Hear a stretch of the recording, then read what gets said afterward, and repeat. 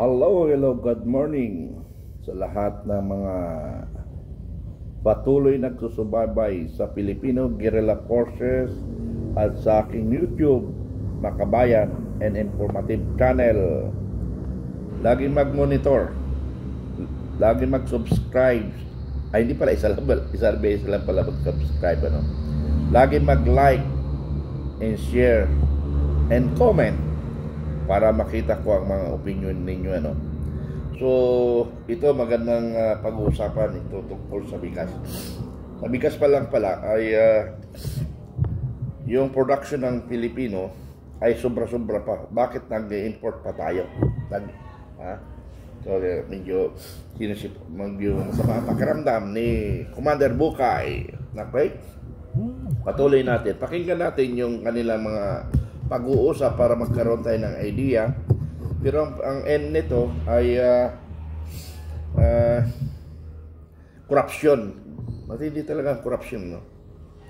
Sabi ko nga, pag nawalang corruption, mawawala rin ang NPA. Pero anyway, another topic yan, Okay? Pag-usapan natin. Para si Senator Marcoleta, imbestigahan kung sino yung mga sindikato dyan sa rice importation, etc. Pero sa ibang products, nandiyan pa rin yung smuggler sa Bureau of Customs, and that will exist and everybody knows about that. So yung bata na pag-alagala dyan sa labas ng gate ng Bureau of Customs, alam nila na rampan ng smuggling sa BOC up to now, even while we speak. Mr. President, Mr. President, next to interpret is the distinguished gentleman from Tarlac, the province of Rizal, no other than Senator Rodante Marcoleta. I move that he be recognized, Mr. President. Senator Marcoleta is recognized for objections. You may proceed, sir. Thank you very much, Mr. President. I wonder if our colleague is still able to accommodate a few questions despite... Yes, Mr. President, Your Honor. Thank you very much, Mr. President, Your Honor. Your Honor, alam po ba ninyo ang nakakain ng isang Pilipino na bigas sa loob ng isang taon? I don't have that data, Mr. President, Your Honor. According to the Philippine Statistics Authority, ang isang Pilipino po, ang tawag po nila rito ay per capita consumption of rice. 122 kilos daw po ang nakakain ng isang Pilipino sa loob ng isang taon. Sa mga tweet, kinuwenta ko po 122 kilos times 115 million Filipinos divided by 20 something kasi para makita po natin per metric tons. Ang national consumption po pala, base po sa kwenta ko, Mr. President, 14 million metric tons of rice. Ito po ay 2024. Nagtataka po ako bakit binase nila sa 115 million Filipinos. Marami pa po namang mga sanggol Hindi pa naman kumakain ng bigas yung mga yun. Sabaw ng bigas kinakain mo Mr. President. Meron din pong mga probinsya ang ating bansa na kumakain ng kasama. Sa Mindanao po siguro marami doon. Meron din tayong mga lugar na mais ang kinakain, lalong-lalo na po sa Cebu. Sana po ay ipinawas sana ito. Ganun pa man, kahit na aminin po natin, Mr. President, na sa official record po ng PSA, ang atin pong consumption ay 15.5 million metric tons. Dinagdagan pa nga, 1 milyon Sa kwenta ko, 1 milyon at kalahati. Tinanong ko rin po yung production natin ng the same year. Ang sabi po nila, 19.3 million metric tons. So, ang sabi ko po, kukunti naman pala yung consumption natin. Mas malaki pa pala yung pinroduce natin, 19.3 million metric tons. Ipagpalagay mo ng 15.5 million metric tons ang kakainin ng bawat isang Pilipino. Di sana hindi tumaas ang presyo ng bigas. Wala pa pong importation dito, Mr. President. Sa production pa lang natin, kaya na nating takpan ang pangangailangan po ng bawat isang Pilipino. So nagtanong po ako sa aking mga kaibigan, sa mga concerned agencies na ayaw na po nilang ipabanggit ang mga pangalan for obvious reasons. Paano po nga ako nangyari yan? This seems to be a very big conundrum for all of us. Hindi po nila maipaliwanag, Mr. President. So dito po, kitang-kita natin ang napakalaking korupsyon na yung sinasabi po kanina ni Senator Jaime na supply chain. Kahit ako hindi natin tingnan doon. Hindi po lang sa statistics na ito eh. Sobra po ang ating production kaysa pangangailangan natin sa pagkain. Kaya nakakabahala po kung bakit wala pa pong importation dito, bakit ganun na po ang kinalabasan. Kagaya rin po ng mga nauna nag-interpellate na ako po'y tinawagan din ng ating mga kababayan na mga magsasaka sa Tarlac sapagkat ako naman po ay taga-Tarlac. At sa Pampanga, lalong-lalo na po ang Pampanga, sa Pinalin, sa Florida Blanca, Cantaba at Santa Ana. Halos umiiyak po sila one month ago sapagkat yung pong bagong gapas na palay ay binibili na lamang po between 7 to 8 pesos per kilo. Ang nabilad naman po, Mr. President, Your Honor, 11 to 12 pesos per kilo. Sabi po nila, umiiyak po sila, literally. Nakakaawa po kanilang kalagayan, kaya biniro ko na lamang po sila. Bakit ako po tinawagan ninyo? Eh kasi po Kapampangan kayo eh. Si Senator Lito Lapid, Kapampangan. Pero ako, ganito po ang gagawin natin. Kakausapin ko po ang aming mga kasama at pag-uukulan po natin ng atensyon ito pong problemang ito. Tama naman po na kailangan natin pong lunasan kaagad. Sapagkat kagaya po ng sinabi nila, wala na po kami kanyang kinabukasan pagka ganito ang patuloy na mangyayari sa amin. Sa Tarlac po, katulad po na pinag-uusapan nating tarification law, yung biyaya at pangako ng rice tarification law, sa barangay ko lamang po ay halos meron pang natitirang between 35 to 40 farmers na nabubuhay, Mr. President, Your Honor. Pero isa man sa kanila, nung tanongin ko, yung iba po ay meron ding nakalista sa RSPSA, pero karamihan po ay wala doon. Kaya nakikita ko, bakit wala sila sa RSPSA at yun namang nasa RSPSA, wala naman tinatanggap. Kaya kailangan po sigurong makita natin lahat yun, Mr. President. I totally agree with you, Mr. President, Your Honor. Pero kanina, medyo nakabulabog na bagit yung numero doon. Kung totoo yun, 14 million metric tons lang kailangan 115 Filipinos makukonsume na rice in a year versus 19 million metric tons ang produce natin sa ating bansa na bigas. Ba't pa tayo mag-import? So that has to be investigated, Mr. President. Sa kanila po galing yung statistics, Mr. President. That is correct. That has to be investigated thoroughly. Kung tama ba yung figures then. What is the pleasure of the Honorable Pangilinan? With the permission of Senator Marcoleta and Senator Tulfo. With the permission of the gentleman who have the Thank floor, you. Senator Pangilinan may proceed. I may be mistaken, but I think the 19 million is palay. Igigiling kayo. And 60% of that 19 million metric tons of palay becomes rice. So it's about 11.9 to 12 million. Kaya yung importation mo, yung consumption is 15 million bigas, 19 million yung palay. Pag yan ay nagigiling, magiging 60%, which is about 12 million. So yung gap is about 2 million metric 2 tons. to 3 million. So dapat import natin no more than, Well, yes. Dapat, if we go by the yes. statistics, those numbers. Hindi 5 million. Okay. So, well, again, we will have to check the data, but I think that's... We have to check the data, Mr. President, because what I got, hindi po pala ito. Because alam ko po ang conversion rate, 67% po ang conversion rate mula sa palay sa pagiging bigas. Kaya nga po ako'y nagtaka, kahit na halimbawa gawin po nating palay ito, mataas pa rin po yung production kesa sa consumption. At kung aalisin nga po natin yung iba sapagkat ibinase po sa 115 million, talaga naman pong karamihan po ng mga sanggol hindi pa kumakain ng bigas, masyado pong malaki ang base data na ginamit po nila. I agree, Mr. President, Your Honor. Mr. President, Your Honor, alam po ba ninyo na wala pong continuing o permanent commission para sa agriculture? Hindi po kagaya ng EDCOM. Meron po tayong Education Commission na ito po ay created by law. Kaya po ito ay tuloy-tuloy na nagagampanan nila yung pagsasakatuparan ng pagre-review, pagre-revisa yung progreso ng ating educational system. Ganon din po ang kuryente.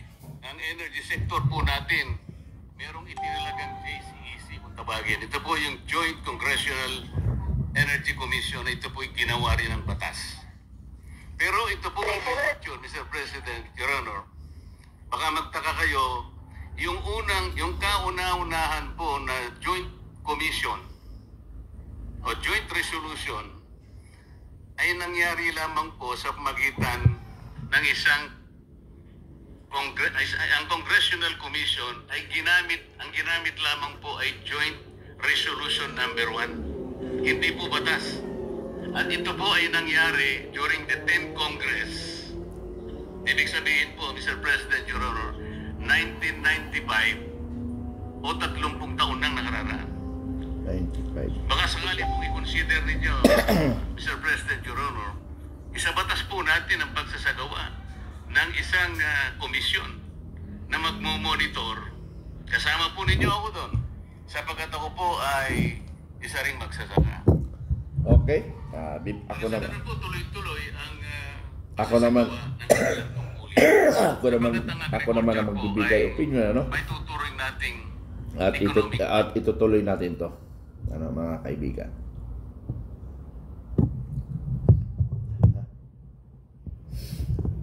May usok sa labas. So, very good, Senador Marcolita. I'm salute. May snappy salute. Sana maraming katulad ni Senador Marcolita. Pwede ako dyan. Kaya lang, ang tanong ko sa sarili ko, may magagawa kaya ako? Anong alam ko dyan? Marami kang magiging alam pag mayroon kang puso tulad ni Senador Marcolita. Military ako, lumaki ako military. Kaya nasabi ko, yung insurgency in regards to NPA, wag lang yung sa Mindanao kasi hindi ako napabakbak doon ng as officer. As officer. Noong mga Boy Scout ko, napabakbak ako at least ako dyan. Pero wala pa akong foresight doon. Pero nung naging officer ako, dito lang ako sa komunista na-assign. So, perfectly o 99.99 ay alam ko na ang solusyon dyan. Ang nagiging problema lang sa problema at bakit hindi natatapos is because there is no concrete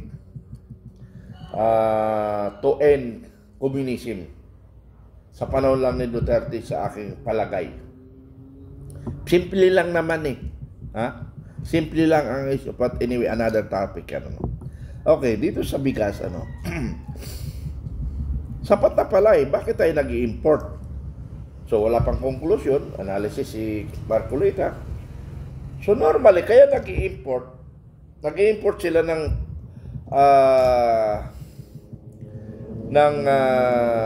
pera sa bulsa nila. Import. Bakit import? Kasi yung pera kasi nila, basic salary yun. Magkano lang yun. Pero yung i-import nila pera galing sa nakaw, mas malaki yun. Kasi nga, in every action, in every project, in every plan, there is a money going to wallet. Going to wallet. Ganon karamihan ang mga gagong politician. Sorry for the politician kung sino yung mga gagwa. Kung hindi kayo gago, hindi kayo ang pinapatamaan ko. Nakakalungkot talaga. Bakit? Despite of the fact na representative natin sila, na tulungan ng taong bayan, sila pa ang nagnakaw. Politics is a business, not a service. Politics is not a service, it's a business. Diyan ang masama. Malungkot ang bansa natin sa bagay na yan. Salamat, Senador. Nasa Blue Ribbon Committee ka, so paimbestigahan natin yan. At tama yung sinasabi niya na mayroon nagko-control, monitored. Pero ang tanong ko rin dyan, mga Senador Marcolita, sa lahat ng mga monitoring commission, may commission rin sila. Kaya delikado rin. Even di COA, Commission on Audit, may commission din sila. Wala nga tayong matakbuhan kung saan tayo pupunta Katulad nito, itong administration bangag, mayroon na nagbo-monitor ng Presidential Anti-Crime Commission na magbabantay sa lahat ng magnanakaw. Tinanggal pa ni Pangulo. Yun ang kauna-unang order niya. Executive Order Number 1. Tanggalin ang nagbabantay sa korupsyon. Tingnan mo. So, very clear yung sinasabi ko noon na bawat papasok sa gobyerno, ang requirement, magnanakaw ka. Ulitin natin ang requirements is magnanakaw ka. Kung hindi ka marunong magnakaw, hindi ka matatanggap tulad ng kaibigan ko. Yung isang kaibigan ko nag-apply ng LTO head. LTO head. Kasama namin yan sa campaign during the election. Kasama namin yan na nag-uusap-usap dyan sa Mandaluyong. Ang kausap namin lagi yan ay si brother-in-law ni First Lady, si Martin Araneta, na kasama namin. Nag-apply LTO, alam mo sabi niya? Kayat mo mag-LTO, sabi niya. Sa Ilocano kadugo ni Bersamin, Executive Secretary Bersamin, wala na si Rodriguez Kayat mo mag-LTO. Siyempre nalamutan ko Ilocano Kailangan mag-return ka ng 200 million. I-week yata or i-month. Basta ang natandaan ko lang 200 million. I-week or i-month. So, meaning, pag tinanggap mo yon sa LTO, kailangan mag-produce ka ng 200 million i-week or i-month. So, kailangan magnakaw ang LTO. Paano sila makakanakaw? Simple collecting agency ang LTO, katulad ng mga registration. So, registration that is illegal kasi iba yung papasok sa gobyerno, iba rin papasok sa personal, sa kung sino nag-appoint sa iyo. So, magkaiba yung regular, papasok sa kwasa, may COA doon i-audit ng COA yan Pero itong labas dyan, yan ang hindi audit. So, paano sila kikita? Yung mga huli-huli ng mga bus company, kasi malaki yan Yung mga huli-huli dyan sa along the highway na mga maliliit, mga traffic enforcer lang ang nakinabang dyan, mga corrupt rin. Pero yung mga buses, mga malalaking kumpanya, yan ang tinataga nila. Okay, illegal ka, ito ang permit mo, ito lang linya mo, pero pwede kang magliko-liko kung saan. So, ibig sabihin yung liko-liko, out of the regular. So, yun ang babayaran mo. Now, okay, operate ka. Walang lisensya, hindi nakarehistro. So, saan papasok ang pera nun? Ganon kakurap ang mga gagong Pilipino. Gago kayo talaga. Ang sarap nyo pagsasampalin. Ang tanong ngayon, sino may sala? Pilipino rin.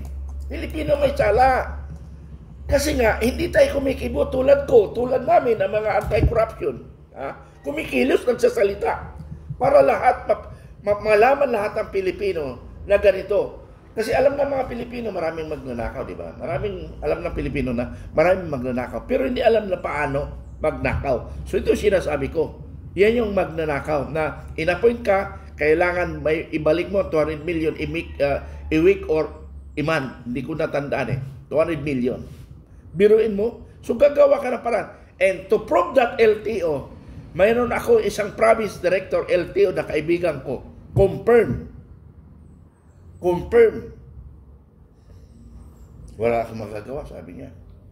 Nagsishare pa sa akin eh. Hindi ko na sabi ng baka mamonitor niya kung sino yun. Nagsishare pa sa akin eh. Kasi senior ako sa kanya eh. Okay. Nagsishare pa sa akin. Na wala tayong magagawa, sir. Hindi ko na tinanong paano mo ginawa kasi hindi ko ganong ka-close eh. Baka mapayas, ano. Pero totoo yan, sir. Totoo yung sinabi mo.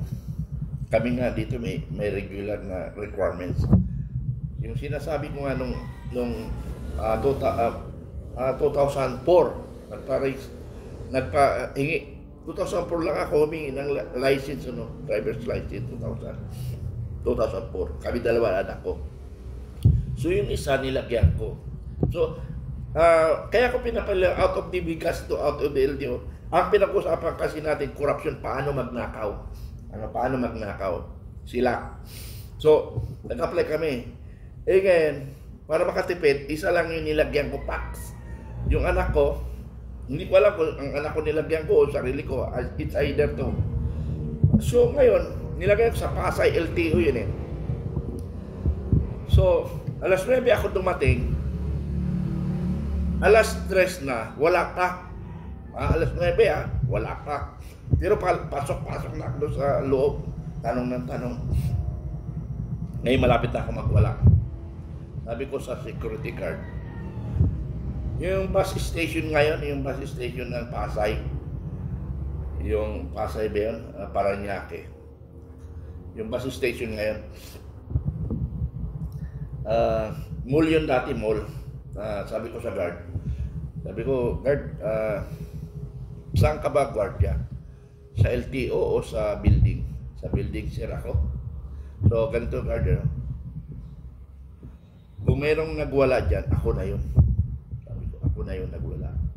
Nasa yung decision niya kung hulihin mo ako o anong gagawin mo. Kung tumawag ka ng pulis, samahan mo na rin ng media. Sabi ko sa kanila, 2004 rin eh. Kung hulihin mo ako o i-report mo ako sa pulis, samahan mo rin ng media, sabi ko. Ganun talaga, sir, maraming nagumala dyan eh. Okay. So, alam mo na, pag may nagwala ko yun, bahala ka sa decision mo, hindi kita tinuturuan kasi ikaw yung magde-decide sa sarili mo eh. That is your duty, sabi ko. Okay.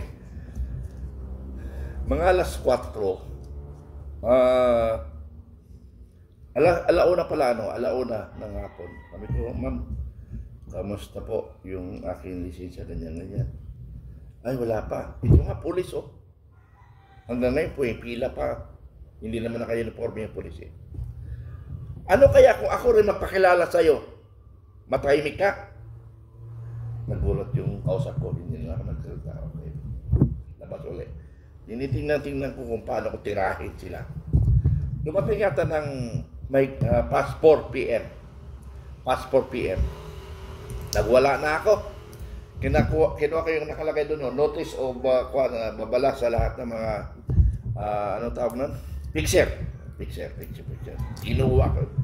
Half of plywood yun eh, kalahati o 1/4. Kinuha ko yun, binalibag ko sa loob. Pak! Putang ina, sabi ko. Sorry muna. Walang kurap sa labas. Nasa loob ang mga kurakot. Kaya ako dumadami ang rebelde sa Pilipinas. Kasi ang daming magnanakaw sa gobyerno. Sabi kong gano'n. Ikaw, general manager mo, kababae mong tao, magnanakaw ka. Sinabi kong gano'n. Kasi kung hindi totoo yun, may kaso na ako. Kababae mong tao, magnanakaw ka. Tingnan mo yung kaso yun mo, dalawang box niya. Yung isa, illegal. Yung isa, legal. Tingnan mo yung isa, illegal. Mas marami ako nakikita pera. Tingnan nyo. Sabi ko, kayo mga tao, tingnan nyo. Tinignan nila. So nagulat sila.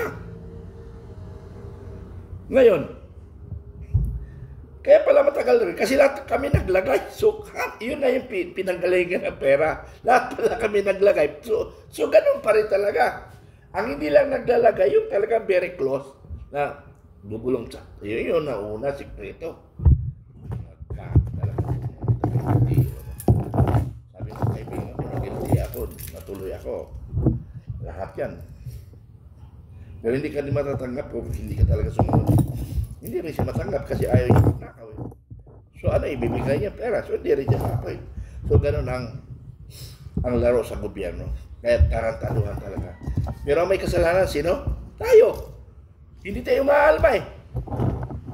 Pag ninuloko tayo, hindi tayo maalma. Pero tatapang namin, makita mo dyan sa lansangan, marami nagsusuntukan, mga gago ka rin kayo, ano? Yung tapang nyo, gamitin nyo para sa taong bayan. Diyan sa mga korap. Magwala kayo sa latahin siya ng mga korap. Hindi magsusuntukan kayo. Para kayo mga bugok. Sarili kayo. Tulungan natin ang bayan natin. Yun ang hiling ko sa inyo. Tulungan natin ang bayan. Kasi kung nalugmok man sa kahirapan ng Pilipinas, dahil sa ating Pilipino, dahil wala tayong pakialam. Ako, nagsasalita lang, sabi, puro ka daldal. Hindi nyo alam kung puro daldal lang ako. Hindi nyo lang alam. Nagdadaldal ako, pero mayroon ako ibang mga ginagawa, iniisip, pero hindi pa tama, hindi pa timing, hindi pa panahon. Hindi pa panahon. May panahon yun. Nagdadaldal ako dito, may panahon. Kaya huwag niyo ako i-challenge na puro lang daldal tayo ng daldal. Tapos ngayon sisihin niyo pa ako. Eh bakit niyo ako isisihin? Isa lang naman akong voluntaryo. Pero darating tayo nun. Kailan pa? Ayan na, hindi ko kaya sabihin. Ang kailan pa ang sasagot dyan, yung taong bayan. Subukan yung magpresenta ngayon. Bukas, tapusin natin ang korupsyon sa Pilipinas. Bukas. Sabihin nyo ngayon. Bukas tapos ang korupsyon. Tayo rin may kasalanan eh. Mga duwag tayo eh. Sorry for the term. Duwag tayo kasi maapektuhan ang pamilya nyo. Pero kung gawin natin yan, sacrifice natin yan, solve ang problema. I'm sorry for my word.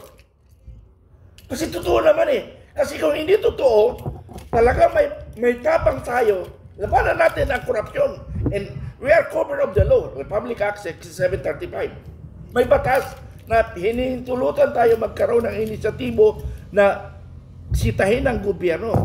Problema lang, hindi tayo nagkakaisa. Pero anyway, malapit-lapit na. Malapit-lapit na magkasundo tayo. Maraming salamat. Bye-bye.